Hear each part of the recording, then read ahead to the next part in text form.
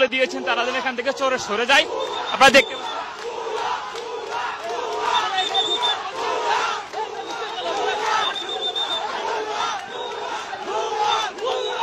শিক্ষার্থীদের সাথে কিন্তু হাতাহাতি হচ্ছে সেনাবাহিনী দেখতে পাচ্ছেন, এবং সেনাবাহিনীকে দেখে কিন্তু শিক্ষার্থীরা ভুয়া দিচ্ছেন।